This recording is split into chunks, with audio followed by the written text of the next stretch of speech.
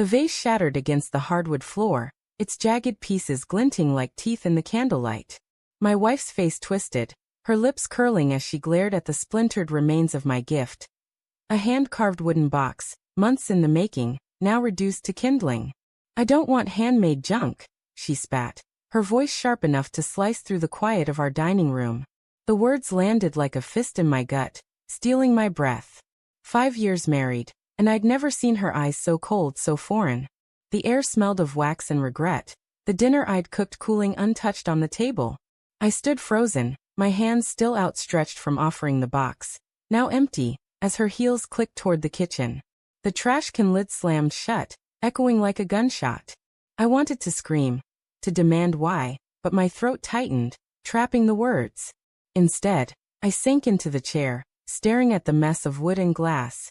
The box had taken weeks of late nights in the garage, sanding until my fingers ached, carving her initials into the lid with a precision that felt like devotion. She'd always loved my woodworking, hadn't she? Her laughter, her soft, "You're so talented" from years ago, flickered in my mind, but it felt distant, like a memory from someone else's life. Now, her rejection stung with a venom I couldn't place. Was it just the gift? Or was it me? The house was too quiet. The ticking of the clock above the mantel gnawed at my nerves, each second stretching the silence into something oppressive. I replayed her words, searching for clues. Handmade junk. The phrase was cruel, but it was the way she'd looked at me, disdainful, almost pitying, that churned my stomach. I tried to shake it off, to tell myself she was just stressed. Her job had been brutal lately, long hours at the law firm, late-night texts from colleagues she never named. I'd rationalized it all. Trust was the foundation of US, wasn't it?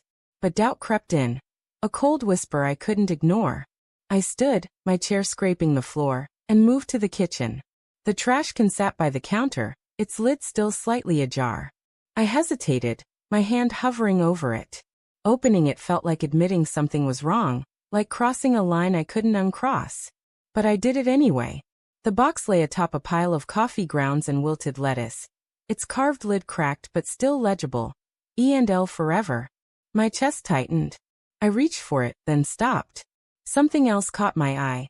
A crumpled receipt, half buried under a banana peel. I pulled it out, smoothing it against the counter. A hotel. Downtown. 2 nights ago. Paid in cash. My heart thudded, a dull rhythm against my ribs. She'd told me she was working late that night, buried in case files. I'd brought her coffee at the office, but the lights were off, her desk empty. She'd texted later, saying she'd stepped out for a client meeting. I'd believed her. Why wouldn't I? But the receipt burned in my hand, its edges sharp against my skin. The date, the location, the cash payment. It didn't add up. My mind raced, conjuring excuses. Maybe it was for work. Maybe a friend needed a place to stay. But the whispers grew louder, sharper, slicing through my rationalizations. I shoved the receipt into my pocket and returned to the dining room, my steps heavy. The broken vase stared back at me, accusing. I needed answers, but confronting her felt like stepping into a minefield. What if I was wrong? What if I was right? The thought made my skin crawl. I grabbed my phone, scrolling through our texts. Her messages were curt lately, clipped responses to my paragraphs. Busy. Talk later. I hadn't noticed how distant they'd become until now. Each one a brick in a wall I hadn't seen her building. The front door creaked open, and my heart lurched. "Ellie." I called, my voice thinner than I meant it to be. She appeared in the doorway, her coat still on, her blonde hair catching the light like a halo. For a moment, she was the woman I'd married, bright, warm mine. But her eyes flicked to the floor, to the broken vase, and her lips pressed into a tight line. "I didn't mean to throw it," she said, her voice softer now, almost regretful. "I'm just tired, Luke. It's been a lot." I wanted to believe her. God, I did. But the receipt burned in my pocket, and her words felt like a performance. "Tired?" I echoed, stepping closer. "Tired enough to call my work junk? Tired enough to—" I stopped, the hotel's name lodged in my throat. I couldn't say it. Not yet. Her gaze darted away, and she hugged her arms to her chest. "I didn't mean it like that. You're overreacting." Her tone was defensive, a spark of irritation flaring in her eyes. It was a look I'd seen before, but never directed at me. It was the look she gave clients who pushed too hard, who crossed her lines. Am I? I asked, my voice low. The air between us crackled, thick with unspoken accusations. I wanted her to explain, to laugh it off, to make it make sense. But she just stood there, silent, her fingers twisting the hem of her coat. The next morning I called in sick. Ellie left for work without a word, her coffee mug untouched on the counter. I waited until her car disappeared down the street before I started searching. Guilt clawed at me as I opened her laptop, her password unchanged from our dating days. Sunflower 23. Her email was a maze of work threads, but one caught my eye, a confirmation for a dinner reservation, 2 nights ago, at a restaurant near the hotel. 4-2. No names, just a time and a table number. My hands shook as I clicked through her calendar. Client meeting. It said same time, same night. But the hotel receipt gnawed at me, a puzzle piece that didn't fit. I drove to the hotel, my pulse hammering. The lobby was all glass and marble, cold and sterile.